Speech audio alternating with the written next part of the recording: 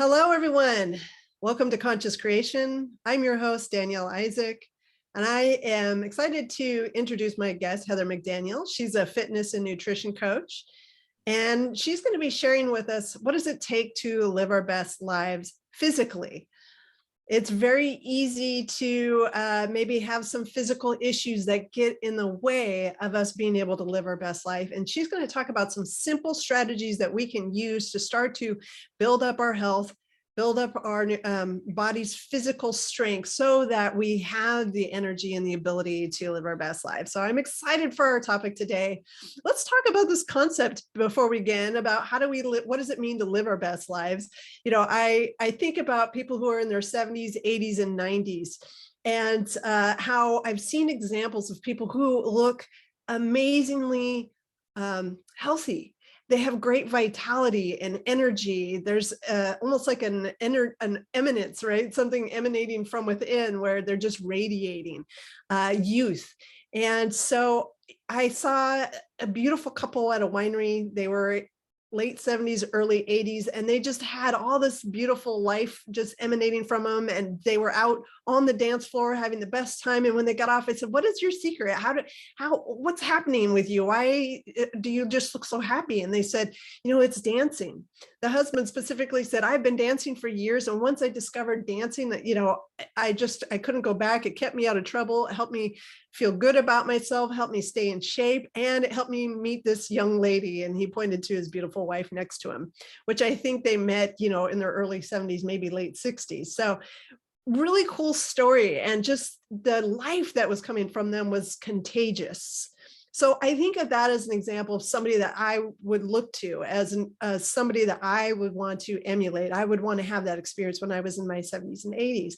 But I think you and I have all seen examples also of people who are in their 70s and 80s and even 40s and 50s who do not have that life and vitality, who do not have that kind of emanating glow, and are struggling physically with their bodies, dealing with chronic health issues and pain and disease. And so really we want to talk about this element of, you know, what does it mean to live our best lives, to have that vitality and the essence flowing through us? What does that take? And then also, what does it take for our bodies to be physically able to keep up with that, right? If we're struggling with a lot of health issues, it can be very challenging for us to have that sort of energy and vitality. So one of the things we know that does not work, let's just talk about this right off the bat. Fad diets and, you know, fitness routines that cannot be sustained. We know that there are diets that are not good for our long-term health. We know that there are diets that are so extreme we cannot keep them up. So our guest is going to be talking about that. We know there are fitness routines that we cannot keep up, that we end up trying them and then we end up giving up on them. And then at some point after trying a lot of these things, we give up hope. We stop trying it all. And we end up going back to the way we were, or things getting even worse. So this is why Heather is so passionate about having sustainable diets, sustainable eating habits, we'll say, and fitness habits that we can continue to bring forward with us. And they're ones that are actually going to increase our health. And we can keep them going on well up into our 70s and 80s, right? So before we do that, I'm going to bring Heather on. Before we do that, we're going to talk to Heather about what does it mean to live your best life. So Heather, welcome. Thank you so much for having me on. I'm so thrilled to be here. Yeah, love having you on. So start with this question, because I know a lot of great stuff's been happening in your life. What does it mean to you to live your best life? You know, it's going to be different for everybody. If you want like a definition, it's doing the things that bring you joy. Like you talked about that couple, it was at the winery, and the guy was doing the things that brought him joy. For him, it was dancing. For me personally, I like dancing, but it's not my thing that I would do every day, right? And it might not be the same for you.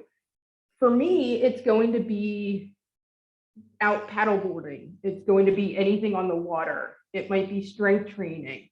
It's just, you know, those are, you know, being on a rowing machine. Love it. That brings me joy. that to me is part of doing the things to live my best life. So that translates into the other parts of my life, right? That joy of the physical activity. That translates into relationships. It translates into work. It translates into everything else. And it translates into my diet and how I take care of myself and how I sleep and how I recover. And for you, it might be something different. But the bottom line is doing the things that make you happy and that bring you joy. And even if you have the time to do it just a little bit a day, that's going to be enough to kind of create that snowball effect. For sure, for sure. And I think there's other components besides the fitness and health, right? Definitely the dancing. Oh yeah, I mean this is what brought them absolutely. up.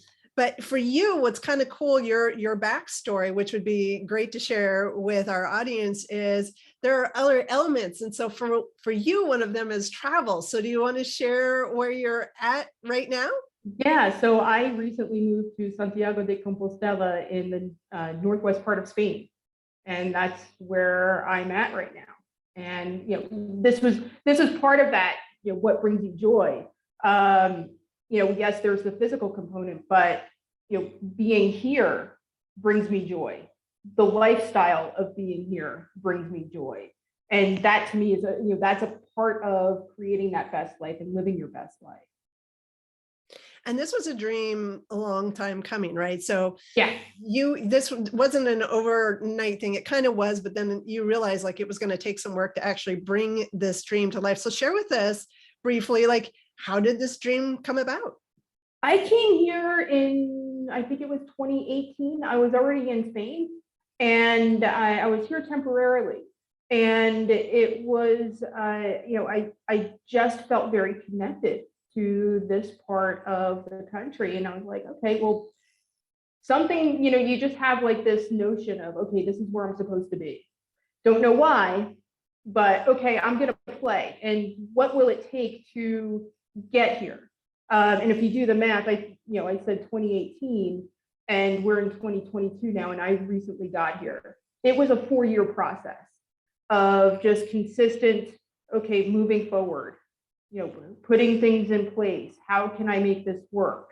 And what are the things that I have to do? And it was just a very continuous commitment to getting here. And that's the type of thing that you can apply to anything that you do in life, whether it's starting a business, whether it's starting a fitness routine, a new diet. It's just that continuous commitment and continued progress towards that goal. And you will get there eventually. For me, in this instance, it took 4 years. It might be, depending on what you're doing, it might be a little bit longer, it might be a little bit less. Yeah, I love it. It takes a lot of guts to move to another country. You're from Oregon, is that where you're originally from? Or born and raised in New Jersey, Jersey Shore. So, so I lived in Oregon. Actually, I was in Portland for 10 and a half years before making my way out this way. Very good. And you just moved there in January, correct? Yeah, I was here. Yeah, January I came here. How are you liking it? I love it. It's where I'm supposed to be. The process of getting here, finding an apartment, doing all of that stuff, and doing simple things like opening a bank account and trying to get a phone account opened in a different language. A little challenging,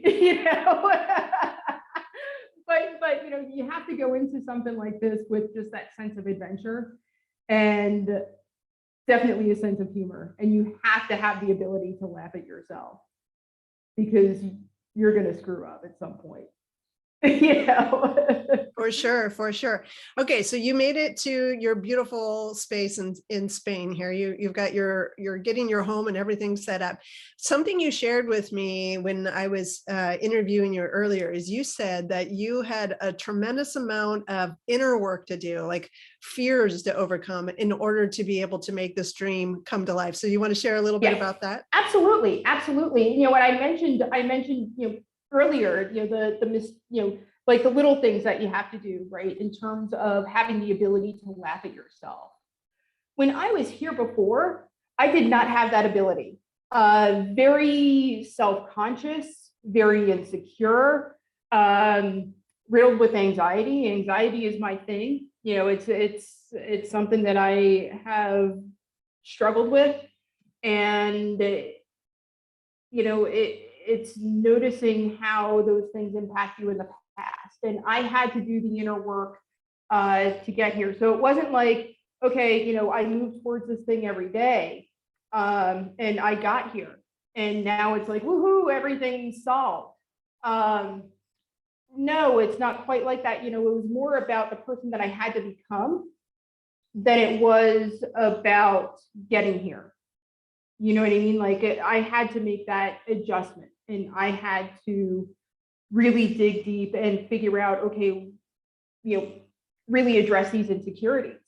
So, an example is like the language difference, right? If I wasn't able to say something in Spanish in the past, I would almost take it personally, and you tell myself, oh, you're stupid, and you can't get it, this, that, and the other thing. And now I'm here, and I did the work and made those shifts that I needed to make. And now it's like, okay, I don't know how to say something. It's not a personal thing. It's more of like, oh, you know what? I just totally screwed that up, and let me get out Google Translate and figure this out, and just, being able to laugh at myself, where I didn't have that ability before. Right. And that's just like a small example of the transformation that had to occur to get to this place. Totally makes sense. Totally different culture that you're in. And you, where most of us get to experience somebody else coming into our culture, we don't realize what it's like to be the person stepping into somebody else's culture with complete differences and ways of thinking and lifestyle and language and everything else. We're stepping into their land. We have to have definitely some humility, I think, to be able to do that, right? Yeah. It really made me think of my ancestors, my great-grandparents who went to America. My great-grandparents on my mother's side, they came from Italy. And, again, didn't know the language, didn't know, much of anything. They weren't really educated. It made me think of like, wow, how did they make it work in that time? Because I think when they got to the US, it was early 1900s. So, 120 years ago, what was it like for immigrants then, and what was it like for them? So it's just like one of those things that you just think about and you just have a bit more respect for. For sure. Yeah. And so then let's talk about this element of, we call it a dream or something that we are aspiring to that feels unrealistic or impossible to do. How much do you think that plays into us having that, that vitality that I was talking about in the beginning? I think having that dream, that aspirational thing, and it doesn't have to be, moving to a different country. It could be, training for a marathon, or it could be, just about anything. And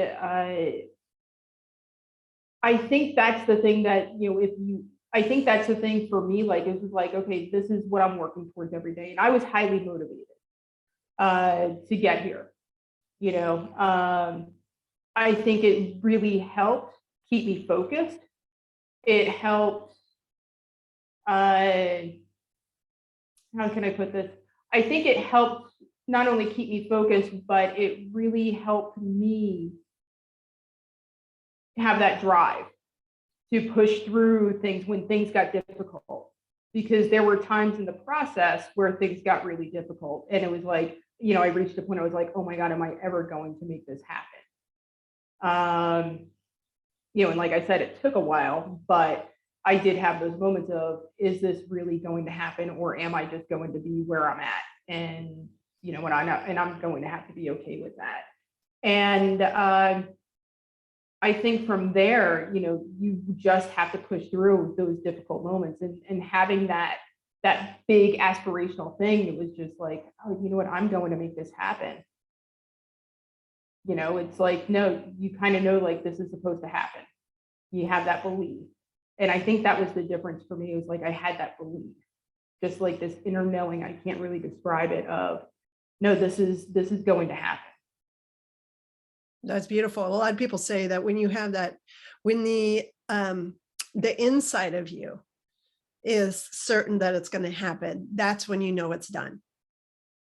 Yeah, yeah. And it's interesting because like even though there was an element of certainty, but there was also an element of doubt. And so like living in between the two was a little bit strange, because you vacillate from these moments of, oh no, this is definitely going to happen. It was like, oh wait, what's going on here? So yeah, I mean, it was definitely a lot of that, but I think the inner knowing just won out. Beautiful. Love it. I think also there's this thing that I'm learning, as I certified as a dream builder coach and life mastery consultant. So this is part of, you learn the process of how to take a dream, an idea that seems maybe impossible to reach, and to bring it to life. There's a system and a process by which we can bring that about, right? And it's both the tangible physical steps that we take as well as the mental side of it, right? Starting to believe and starting to live with inside of that dream and seeing that you can have it, and then also knowing it and believing it so much that you can just feel that it's going to come about. So that's definitely part of the process. Something I've been learning now, and I just kind of want to get your thoughts on this. I'd say more so like really understanding this concept of there's the gap between the dream that you have that you see in the future and the place where you are now. There's always a gap, and I think we always have things we're aspiring to. So there's always going to be a gap, whether it's we want more money or better health or whatever, there's always a gap between where we are and what we want. The thing that I'm learning about now is one of the most important elements in all of that is that it's what are we experiencing in this now moment? Are we experiencing the lack of not having the dream? Or are we experiencing the fullness of what we have now? And from that space, creating more fullness, more health, more prosperity, more joy, whatever it is. Are we able, it's like from this space, as we embrace having more of that now, we can attract more of those next things that we are hoping to have, right? So what are your thoughts on that? Like, what was your experience of that? Yeah, I think what helped in those moments of doubt is looking at the evidence, right? Because there is, it's very similar to what you were just saying. It's, experiencing the now, but also looking at the evidence of this is going to happen, right? Because after you take a few steps, things start to open up, opportunities appear. That's when the magic starts to happen, right? And what can happen is that once the magic happens, or like you start seeing the magic happening, these quote unquote coincidences, right? When they start to happen, you can either retreat back and get a little scared and be like, oh wait, this is a little bit too much, or you can keep going and you start to see more and more magic happen, right? It's the snowball effect. And you get that moment of doubt. And you can look at it and be like, no, you know what, this isn't supposed to happen, I'm just done. Or you can say, okay, I'm going to be present in the moment right now. And also look at, well, if this isn't supposed to happen, why did these 5 other things come into place? You know what I mean? And it's just like, okay, you look at these pieces of evidence, and then that's where the belief starts to come, like the real belief of, okay, this is going to happen because these 5 other things happened, and I'm going to get to that goal. Very good. Very good. And I think the other thing that you talked about, we're going to segue into the fitness piece in just a minute, but I think the other thing that you talked about is the story doesn't end once you get there. And we're so busy watching movies where, okay, and we hit the dream and so story's done. And it's like, no, that's just starting a new chapter, right? Of something more. Yeah, there's not the neat, tie it up with a bow and package it out for the happy ending. It's a continuous process, right? And it's, you might find this strange period of, okay, I got here, I'm not seeing like the fireworks and, you know, the music playing in the background and all the drama and everything that we've been taught to believe is going to happen. It's like, no, you know what? You're just going to live another day. You know, you're just going to go about your day like everything's you know, like just like normal. But you happen to be doing it with quite an accomplishment, right? Yeah, and I just think that it's, you know, it's just a very much a continuous process. And once you reach it, then it's like, okay, I can, you know, celebrate a little bit and then assess where I'm at and figure out the next thing. Beautiful. Love it. Okay. So how does this tie into the physical part, right? So having the physical health, because a lot of us have physical issues that we're dealing with, like even thinking about moving to another country, maybe just doesn't seem realistic, not only from the concept of, you know, there's a lot to do, but also our physical bodies are needing some love and attention. So tell us about that. Like, how do we start to have a vision for better health, a dream for better health, and kind of mining the gap between having that dream and where we are now? Yeah, and I you know, it starts with, you know, the question that we started with, right? What does that look like for you? You know, because better health to me might be totally different for what better health means to you. Does it mean getting stronger? Does it mean, you know, improving range of motion? Does it mean recovering from past injuries or healing from chronic issues? I think that's the first step, is defining what that is, and it's going to be different for every individual. And you start with that, and then you can set your goal, and then, you know, it's like reverse engineering. You start with the goal in mind and work your way back, and then you develop that plan of fitness. You know, whether it's, you know, so for example, if somebody wants to do a marathon, okay, this is the marathon, this is the end. Where are you now? Okay, how do we fill that gap in training? So that's, you know, and obviously the other pieces of nutrition, recovery, sleep, stress management, all of those things come into play as well. And you start working into bringing all of those things into balance. So what causes somebody, you know, they have this goal, great if it's marathon, sometimes it's just getting out of bed, you know, they have this goal.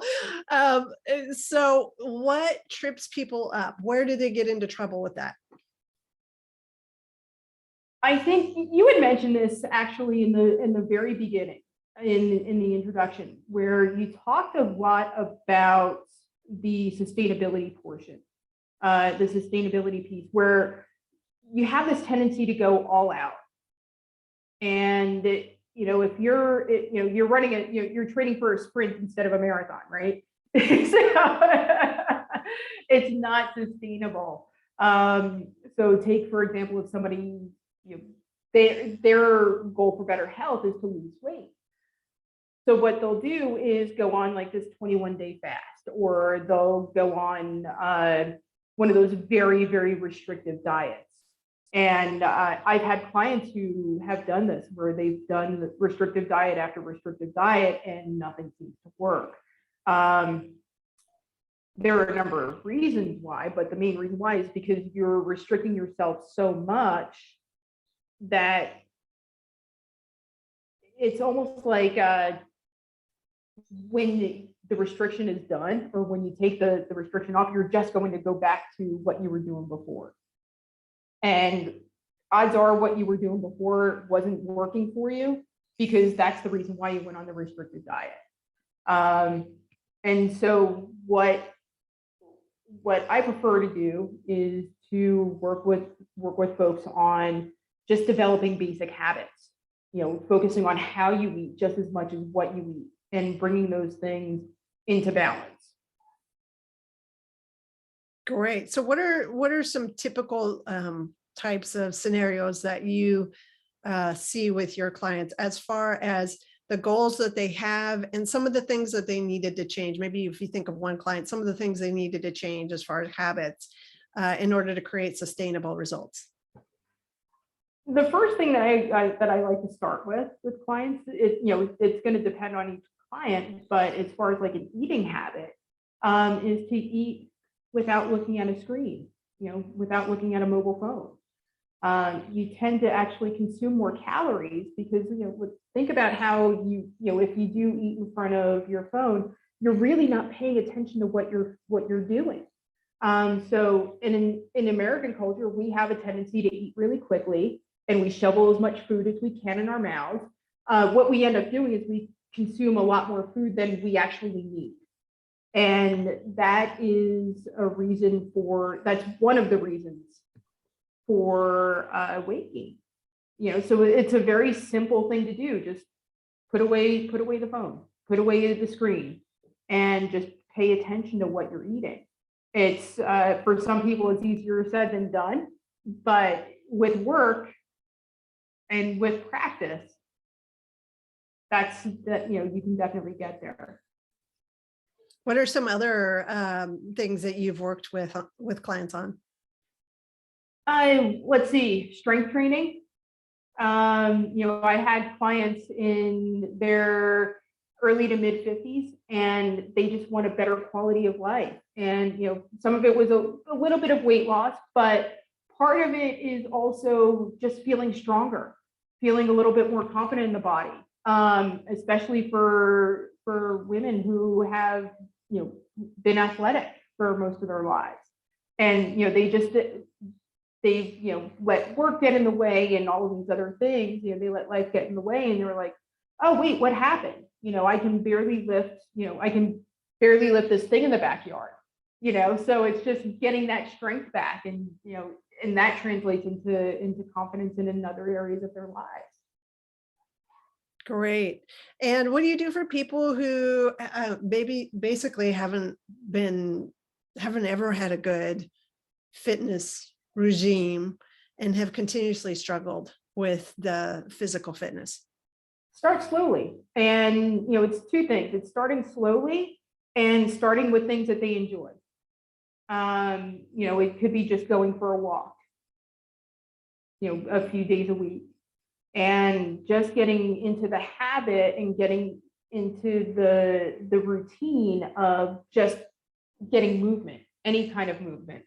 And from there, we work on range of motion, that sort of thing for injury prevention, and starting slowly and just kind of easing them back in as opposed to throwing into, here, go flip this tire and see how that works out for you.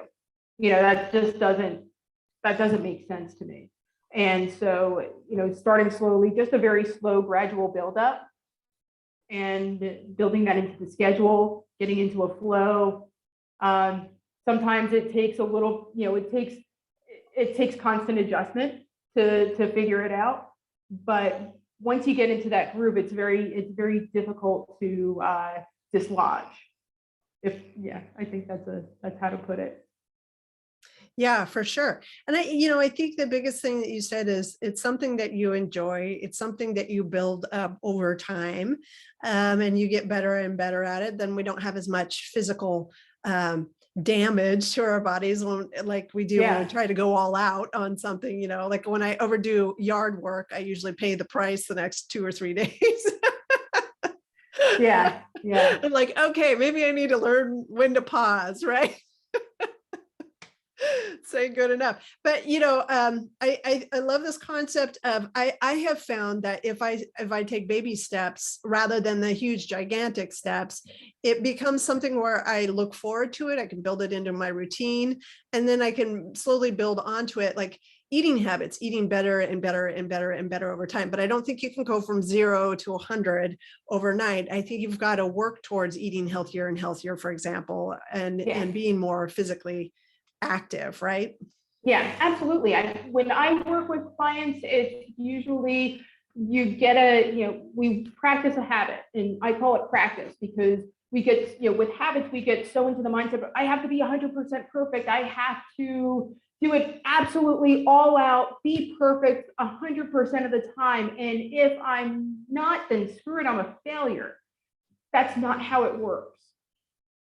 Focus on just doing a little bit better than you did the day before. Make one better decision than you did the day before. And those things compound over time, and you will see those results down the road. And I think it also takes the, approaching it from the sense of practice also takes the pressure off of you. And you lose that need to beat yourself up because it's practice. You're not, that's all it is. It's almost like play. And if you treat it like play, then it's a different mindset and it's a different approach.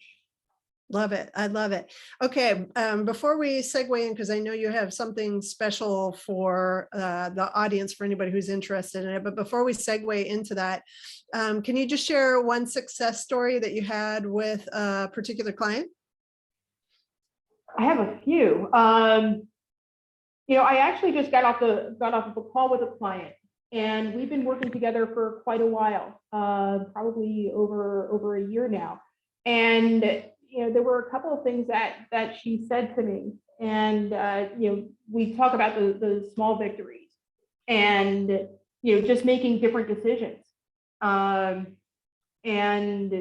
seeing how those different decisions turn into physical results. And she was telling me about a story.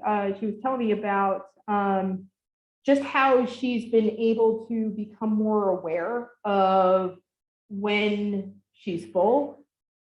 It seems very, it's one of those things that she practiced for a while, and she's getting really good at it, and it's showing in pants that she is trying on now that she hasn't worn in several years.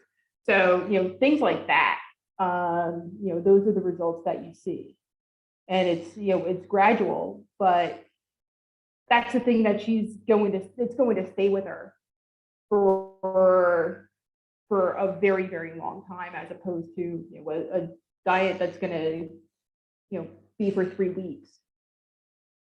Yeah, for sure. So it's good, because the ultimate goal is that we're continuing to up into our 70s and the 80s, right? So that when we do want to go dancing or whatever brings us joy, we have the physical ability to do that, right? Yeah, absolutely. And that's something that is, and I see that with clients, with new clients, that that's a concern. They want to be able to have that strength and vitality and ability to do things as they get older. And they're reaching that point where it's like, oh, you know what? It's not, it's not happening right now. But part of it too is, I wanted to address this as well, as the mindset piece and how you approach aging. And you had actually mentioned this in your story at the beginning, with the mindset piece. And, you talked about the elderly couple, where it's just like, oh, you know what? They had so much joy. They had so much vitality.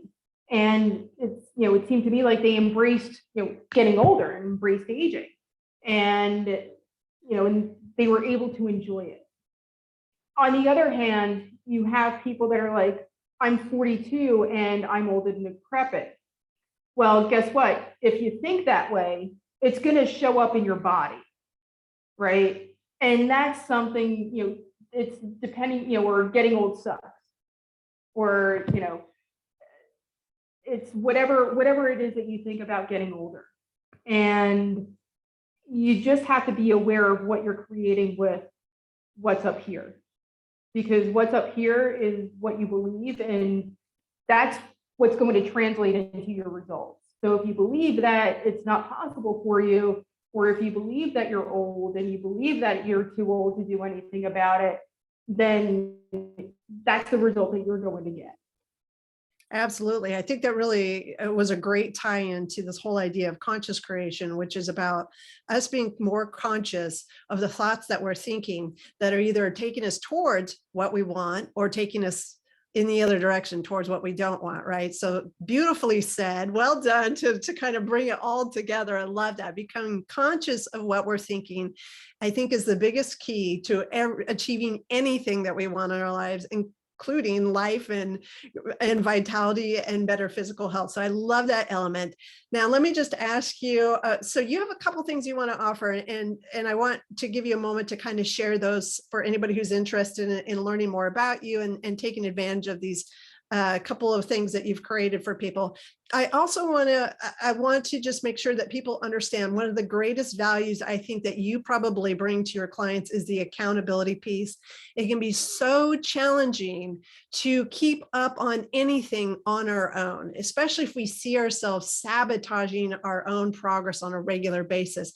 Having that accountability partner, which is you, saying, okay, what happened last week? How did it go? What tweaks do we need to make? What worked well? What didn't? Let's try this next. I have a feeling that that's probably a huge reason why people see success when they come to see you. Yes? Yes. Yeah, absolutely. I mean, you could go onto YouTube and get all of the nutrition information that you need. Some of it might be questionable, but it's there. You can get all of the workouts in the world on YouTube. They're there. They're free.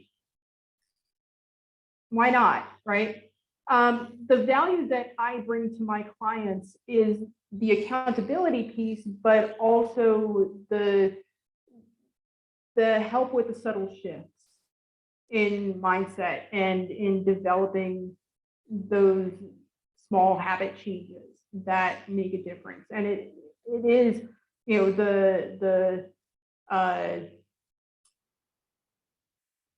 part of it is the accountability, and you get your workouts, everything's online, and it's great, but it's also the relationships that, for me, it's the relationships that I have with my clients. They're kind of like, they're like my family, and they're just great to work with, and it brings me joy, right? For sure. But for them, it's, they get the support that they need beyond somebody just, standing over them counting reps, and get like the real support that they need to make the changes. Great. Love it. Okay. So you have a couple of things that you've created for people if they're interested. Would you mind briefly sharing both of those? Yeah. So there are a couple of things. If you go on to my website, iwfa.fit, I have a couple of resources there. One is a masterclass for weight loss, and the other one is a food journal. It's a printable food journal that I like using food journals as a snapshot of looking at how you eat throughout the week. Again, it's a snapshot. It's not, it doesn't define you, but it gives you an opportunity to make improvements, and it gives you that picture of, okay, this is where I'm at. Do my behaviors match where I want to be, and how can you make those adjustments? Great. And I think just to add on to what you were already saying, when we're taking the snapshot and maybe we see that our habits don't match the goals that we want to create, I think it's so important that we don't criticize or judge ourselves for that. You talked about that mindset piece, right? And it's like, no, it's not about that. We just notice where we're at, just kind of as a benchmark. And then from that point, we can go, okay, what's one thing I can change that'll help me bring me towards my goal, right? Yeah, because when I first start working with clients, I see them do that. I will have them fill out a food journal, and it gives me information to work from. But I also see clients that want to avoid it because they're afraid of it. They want to judge themselves. And, like I said, it's just a snapshot. It's not a defining moment in your life. The defining moment of your life is committing to making the change. Absolutely. Well, and all changes always start with just awareness of where we're at. I think from that non-judgmental state, oh, this is where I'm at. Okay, now I can see it. Now I can change it. right? Yeah. Beautiful. Love it. Okay. So what was that website again? IWFA.fit/resources. It's there's a tab for resources, so you can go there and check it out. Great. So I'll include that link down below for anybody who's interested in downloading that. Thank you for making those gifts available to my audience. I'm sure there are people who really appreciate it. This is exactly what they're looking for. And Heather, thank you so much for making the time. I know you're in Spain. We're in totally different time zones, and we've had to meet a few times just to make this one meeting happen. Thank you so much for taking the time out and making this a priority so we could share this with everyone. Oh, my pleasure. Like I said, I'm happy to be here. Beautiful. Okay, well, thank you. And to everybody who joined us today, be sure to subscribe or like this video if this was helpful so that you can get notified of the other interviews that I'll be doing. And enjoy the rest of your week. Go out and start at least one thing today that would get you closer to your goals.